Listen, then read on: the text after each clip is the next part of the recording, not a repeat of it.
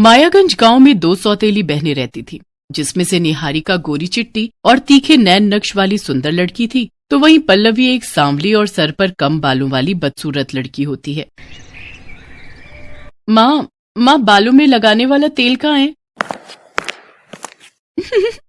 पल्लवी, क्यों तू बेकार में हमारा तेल और शैम्पू खर्च करके अपने इन बचे खुचे 4 बालों को बचाने की कोशिश कर रही है? वैसे एक बात कहूँ, भगवान ने भी तुझे बड़ी जल्दी में बनाया होगा, तभी तो काली पीली शक्ल के साथ सिर पर ये 4 बाल देकर भेज दिया। निहारिका, तुझे मेरा मजाक उड़ाकर क्या मिलता है? मुझे तो बड़ा मजा आता है। अच्छा सच बता, मेरी खूबसूरती देखकर तुझे जलन तो बड़ी होती होगी ना, है ना? क्यों, सच कहा ना मेरी सौतेली काली बहन? पल्लवी लगातार अपनी सौतेली बहन के तीखे तानों को सुन रही थी। उसके मन की कुड़हन उसकी डबडबाई आंखों से बाहर आ रही थी, मगर वो सिर्फ मुंह खोकर उसकी सारी बातें सुन रही थी, क्योंकि स्वाभिमान के हक में जुबान खोलने की संजीदगी उससे छीन ली गई थी। वो बिना कुछ कहे अपना बैग लेकर कॉलेज चली जाती है। वहां पहुंचकर उसके कॉलेज की लड़कियां उसका मजाक उड़ाते हुए कहती हैं, देखो देखो आ गई काली कलूटी अपने बॉय काट बालों के साथ रैम्प वॉक करती हुई। इसके झड़ते बाल देखकर तो मुझे शक है कि कहीं कैंसर के कीड़े इसके बाल ना खा रहे हो। ऐसी लड़की को तो कॉलेज से बाहर निकाल फेंकना चाहिए। कॉलेज के सभी लड़के लड़कियों से नापसंद करते थे और उसका कॉलेज में आने पर विरोध करते थे, जिसके कारण वो सभी उसके ऊपर टमाटर फेंक कर मारते हैं। इसके झड़ते बाल, इसके अंदर जरूर कोई बड़ा रोग पल रहा है। प्लीज मत मारो, मुझे सच में कोई बीमारी नहीं है, मुझ पर ये अत्याचार मत करो। चल झूठी, तेरे ये झड़ते बाल जरूर कोई तो रोग है तुझे। अरे ओ काली चुड़ैल, ये लाल पीली होकर कहाँ से आ रही है? तभी निहारिका भी कॉलेज से घर आ जाती है और कहती है, माँ मैंने सुना है कि इस काली कलूटी को कैंसर है। कैंसर? मैं तो कहती हूँ माँ इसे घर से चलता करो, वरना ऐसा ना हो कि इसका कैंसर का रोग हमें ही लग जाए। नहीं माँ, मुझे मत निकालो, आप लोगों के अलावा मेरा है ही कौन? मैं कहाँ जाऊंगी? कहीं भी जाकर मर, हमें क्या? वैसे भी इस बदसूरत शक्ल से और कम बालों के साथ कौन ब्याह करेगा तुझसे? ताउम्र हमारी छाती पर ही बोझ रहेगी। चल अब निकल यहाँ से। बिल्कुल सही कहा माँ, इसे तो धक्के मारकर बाहर करो। फिर वो दोनों धक्के मारकर बेचारी पल्लवी को निकाल देती हैं। पल्लवी रोती हुई जंगल की ओर चली जाती है। काश कि मैं पैदा होते ही मर जाती। ये काला रंग और कम बाल तो मेरे लिए श्राप बन गए। हर कोई मुझसे नफरत करता है। आज कॉलेज में मुझ पर वार हुआ है। सौतेली माँ ने भी घर से निकाल दिया। कल को समाज वाले भी मेरा बहिष्कार कर देंगे। माँ तुम कहाँ हो? क्या तुम्हें अपनी बेटी पर जरा भी दया नहीं आती? मेरा दुख क्यों नहीं देख पा रही हो तुम? पल्लवी का दुख उसकी आंखों से लगातार बह रहा था। सूरज ढलने के साथ ही अंधेरा छा जाता है और पल्लवी एक पेड़ के नीचे बैठी वहीं जंगल में सो जाती है। तभी वो खुद को ढेर सारे तारों के बीच आसमान में देखती है, जहाँ उसे अपनी मरी हुई माँ आशा नजर आती है। माँ, आप अपनी बेटी को छोड़कर कहाँ चली गई थी? आप नहीं जानती कि वो सौतेली माँ और बहन मुझ पर कितना जुल्म करती है। ये दुनिया बहुत ही मतलबी और स्वार्थी है माँ। मुझे अब एक पल भी यहाँ नहीं रहना। मुझे भी अपने साथ ले चलो। पल्लवी बेटा, मैं तुझे लेने नहीं बल्कि इस ओछेपन को मिटाने आई हूँ जिसने तेरे इस मन को घेर रखा है। तभी आशा के अंदर से एक तेज प्रकाश उत्पन्न होता है और वो पल्लवी के अंदर समा जाता है। उस तेज प्रकाश के पल्लवी में समाते ही उसके सिर पर लंबे घने रेशमी बाल आ जाते हैं, साथ ही उसका रंग गोरा हो जाता है। अपने इस नए रूप में पल्लवी बेहद खूबसूरत लग रही थी। तभी आशा कहती है, पल्लवी ये लंबे बाल अब तुम्हारा स्वाभिमान और श्रृंगार है, और अब जब कभी भी तुम इनसे मदद मांगोगी तो ये बढ़ चढ़कर तुम्हारी मदद करेंगे।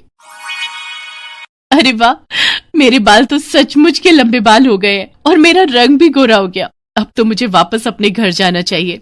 कुछ देर बाद वो अपने घर पहुंचती है। वहां पहुंचकर जैसे ही उसकी सौतेली माँ और बहन उसके लंबे घने बालों और गोरा रंग देखकर हैरान हो जाते हैं। माँ, निहारिका देखो मेरे बाल लंबे हो गए हैं। कल रात में जंगल में सो रही थी तो मेरी माँ मेरे सपने में आई और उन्होंने अपनी शक्ति से मुझे ये जादुई लंबे बाल दिए हैं। क्या जादुई लंबे बाल?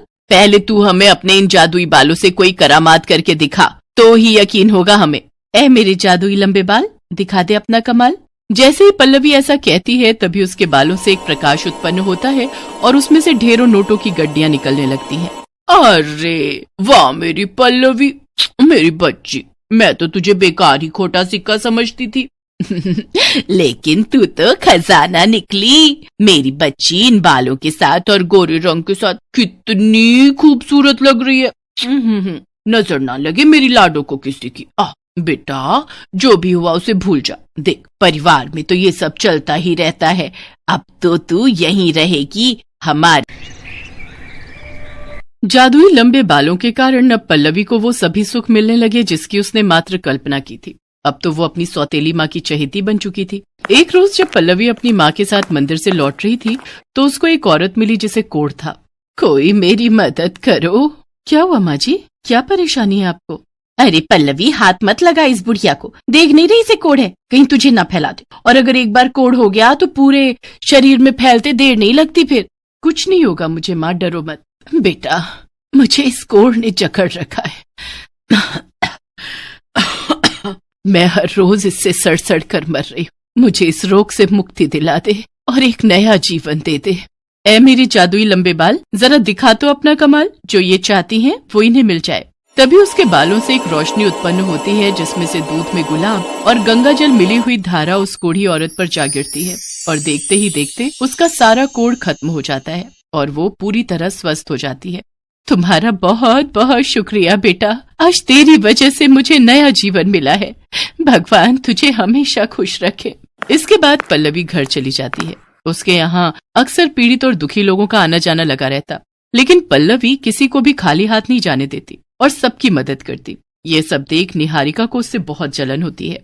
ये कल की काली कलूटी आज कितनी फेमस हो गई है। जब से इसके लंबे लंबे बाल के आए हैं इस महारानी के तो ठाठ ही बदल गए। लेकिन आज रात में इसके इन लंबे बालों को काट ही दूंगी, तभी इसकी सारी हेकड़ी खत्म होगी। रात को जब पल्लवी अपने कमरे में सो रही होती है तो निहारिका कैंची लेकर उसके बालों को काटने के लिए आती है, लेकिन जैसे ही वो उसके बालों को छूती है तो कैंची उल्टा उसी के बालों को काट देती है और वो पूरी तरह गंजी हो जाती है, जिसे देखकर वो चिल्लाते हुए कहती है, मेरे बाल, ये क्या हो गया मेरे साथ, मैं तो गंजी हो गई। अरे क्या हो गया, ये आधी रात को कौन चिल्ला रहा है? अरे निहारिका, तू गंजी क्यों हो गई? पता नहीं माँ, मैं तो इस सौतेली बहन के बाल काटने आई थी, लेकिन कैंची अपने आप ही मेरे बालों पर चल गई। तो तुझे किसने कहा था इसके बालों को काटने के लिए? अब देख, तूने खुद ही अपने पैरों पर कुल्हाड़ी मार ली। निहारिका, काश तुम समझ पाती कि जलन सिर्फ नुकसान ही करती है। मैंने तो हमेशा तुझे अपनी सगी बहन की तरह प्यार किया है, लेकिन तुमने हमेशा मुझसे बैर रखा और अपने अंदर अंगार भरती रही। इसी कारण आज तुम्हें ये सजा मिली है। पल्लवी की बात सुनकर निहारिका का सिर शर्म से झुक जाता है और वो फूट फूट कर रोते हुए पल्लवी से माफी मांगती है। पल्लवी उसे क्षमा कर देती है और अपने जादुई लंबे बालों से उसके सिर पर फिर से बाल ला देती है। इसके बाद कामना और निहारिका पल्लवी को खूब प्यार और सम्मान देने लगे।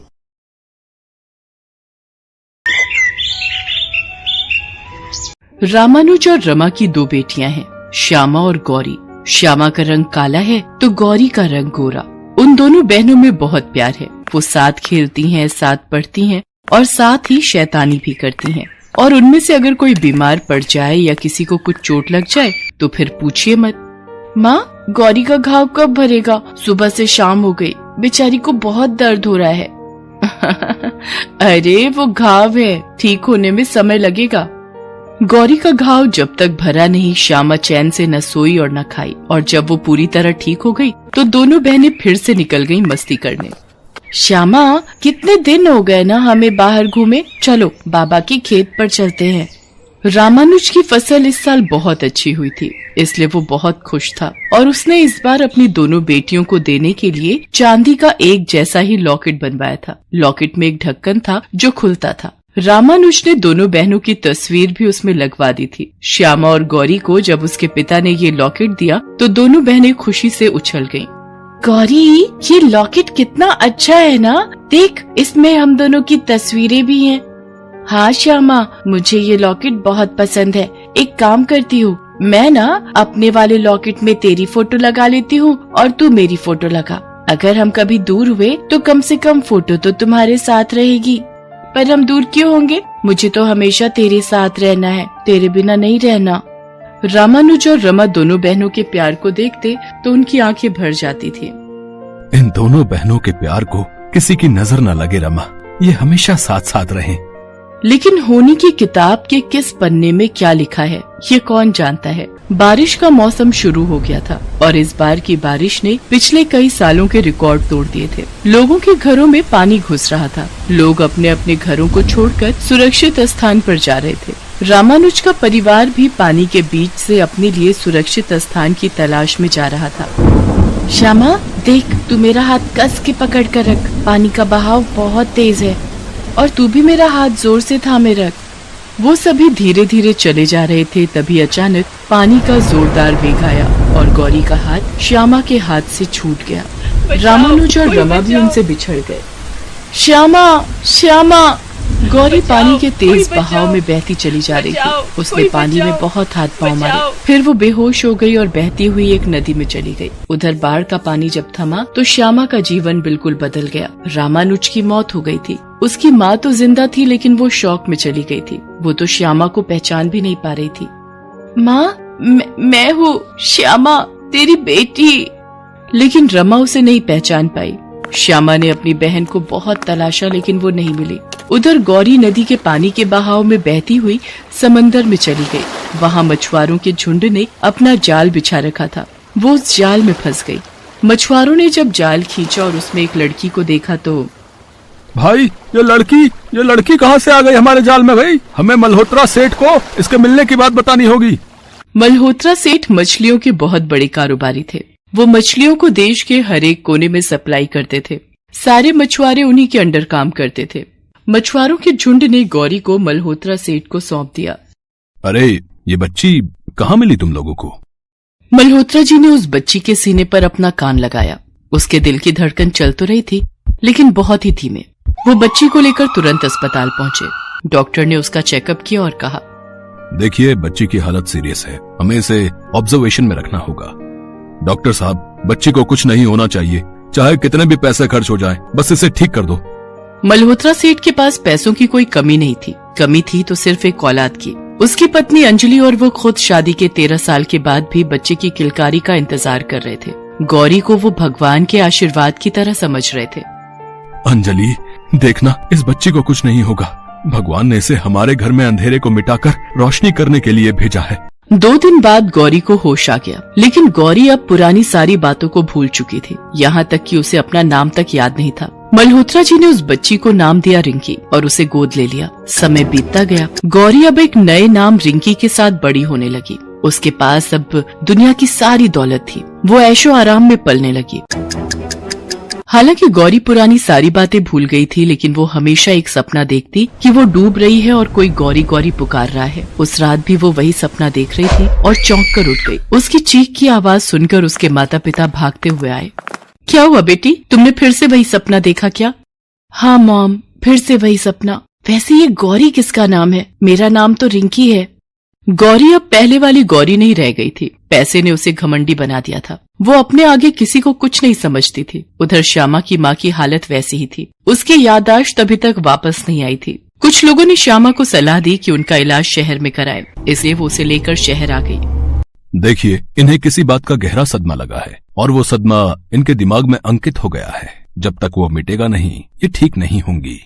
श्यामा अब अपनी माँ को गांव वापस नहीं ले जाना चाहती थी, क्योंकि वहाँ पर पुरानी सारी यादें बसी थी। अगर वो उन्हीं के बीच में रहती तो कभी ठीक नहीं होती। उसने शहर में ही रहने का तय कर लिया और यहाँ पर काम की तलाश करने लगी। संयोग से उसे गौरी के यहाँ नौकरानी का काम तो मिल गया, लेकिन गौरी श्यामा के रंग के कारण उसे बिल्कुल पसंद नहीं करती थी और हमेशा उसका मजाक उड़ाती रहती थी।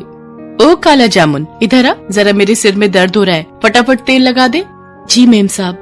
गौरी श्यामा से घर का सारा काम करवाती और हर बात में उसका मजाक उड़ाती।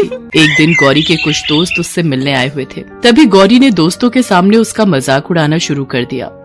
अच्छा श्यामा, एक बात बता, तू बचपन में कोयले की खान में गिर गई थी क्या? इतनी काली कैसे हो गई?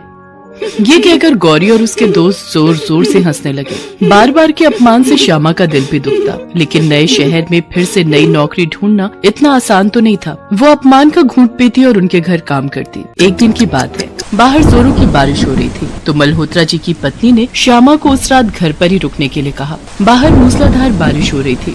गौरी को जब ये पता लगा कि श्यामा वहाँ रुकी है, तो उसने उसे बुलाकर कहा, ए काला जामुन, इधर आ। सुन, एक काम कर, आज बहुत बारिश हो रही है, आज मौका है तेरे काले रंग को हटाने का। जा बारिश में जाकर भी मैं देखती हूँ कि तेरा काला रंग निकलता है कि नहीं। ये आप क्या कह रही हैं मालकिन? भला इस तरह से किसी का रंग कैसे निकलेगा? तुझे जो बोला वो कर, नहीं तो अपना हिसाब कर और कल से आने की जरूरत नहीं है तुझे। श्यामा मजबूर थी। वो बारिश में खड़ी होकर भीगने लगी और गौरी जोर जोर से हंसने लगी। अचानक ना जाने ऐसा क्या हुआ कि हंसते हंसते गौरी के गले का लॉकेट नीचे गिर गया। ये वही लॉकेट था जो बचपन में श्यामा और गौरी को उसके पिता ने दिया था। गौरी उस लॉकेट को उठाने लगी, तभी बारिश में भीगती श्यामा की नजर उस लॉकेट पर गई। उस लॉकेट को देख वो चौंक गई। अरे ये तो वही लॉकेट है जो बाबा ने हम दोनों बहनों को दिया था, लेकिन ये मेम साहब के पास कहाँ से आ गया? अगले दिन की बात है। श्यामा को मल्होत्रा जी से गौरी के मिलने की सारी कहानी पता लगी। वो सारा सच जानकर बहुत खुश हुई कि उसकी बहन जिंदा है। उसकी याद में न जाने उसने कितने दिन रो रो कर गुजारे थे, और आज भी हर दिन वो उसे याद जरूर करती थी। लेकिन श्यामा ये बात चाहकर भी गौरी को नहीं बता पा रही थी, क्योंकि उसे बताकर भी क्या फायदा होता। वो तो पुरानी सारी बातें भूल गई थी। हालांकि उसने अपनी माँ को जब ये बातें बताई तो उनकी तबीयत में तेजी से सुधार होने लगा। हाँ माँ, हमारी गौरी जिंदा है, मैं उसी के यहाँ काम करती हूँ। क्या कहा? क्या मेरी बेटी जिंदा है? मेरी गौरी जिंदा है? तू ले चल मुझे उसके पास। माँ, उसका कोई फायदा नहीं, क्योंकि वो हमें नहीं पहचान पाएगी। एक दिन की बात है। गौरी श्यामा का मजाक उड़ाने और उसे अपमानित करने के उद्देश्य से ही एक डिस्को में ले गई। डिस्को में उसके कई सारे दोस्त आने वाले थे। वो सभी आए। क्या बात है रिंकी, तेरी बहन को यहाँ एंट्री दे दी डिस्को वालों ने? वो क्या है ना, यहाँ स्मार्ट लोगों को एंट्री देते हैं ना। अरे यार, बड़े पापड़ बेलने पड़े। वो तो मैं इसे इसलिए ले आई क्योंकि काली चीज साथ रहेगी तो मुझे नजर नहीं लगेगी। उसकी बात सुनकर सभी हंसने लगे। बेचारी श्यामा चुपचाप खड़ी सबको देख रही थी। तभी डिस्को में आए दूसरे कुछ लड़के जो नशे में भी थे, गौरी की बात सुनकर गौरी के साथ बदतमीजी करने लगे। हाय हाय, ये तो बहुत सही गई तुमने। तुम इतनी सुंदर हो कि तुम्हें किसी की भी नजर लग सकती है? लेकिन फिकर नॉट, हम बन जाएंगे ना तुम्हारे लिए काजल। क्यों आए लोग हैं? ये कहकर उन लड़कों ने उसका हाथ पकड़ लिया और अपनी ओर खींचने लगे। अरे ये क्या कर रहे हो? छोड़ मुझे, छोड़ो। अरे ऐसे कैसे छोड़ दें? तुम्हें हमारे बिना नजर लग गई तो। ये कहकर उन बदमाश लड़कों ने जेब से चाकू भी निकाल लिया। गौरी के सारे दोस्त ये देखकर रफू चक्कर हो गए। लेकिन श्यामा को अपनी बहन के साथ हो रही बदतमीजी बिल्कुल पसंद नहीं आई और वो उन लड़कों से भिड़ गई। ओ तेरी, देख रहा है इस मेरी कौम को, हैं? बहुत शौक चढ़ा है इसे लड़ने का, है? उस लड़के ने श्यामा पर चाकू से हमला कर दिया, लेकिन श्यामा ने खुद को बचाया। तभी कुछ और लड़के श्यामा को पकड़ने के लिए आगे आए और उसमें गुत्थम गुत्था हो गए। इसी क्रम में श्यामा के गले का लॉकेट खुलकर नीचे गिर गया। गौरी की नजर जैसे ही उस लॉकेट पर गई, उसका सिर चकराने लगा और उसे सब कुछ याद आ गया। इस बीच उस लड़के ने चाकू निकालकर फिर से श्यामा पर हमला करना चाहा, तो गौरी चिल्लाकर बोली, श्यामा, श्यामा।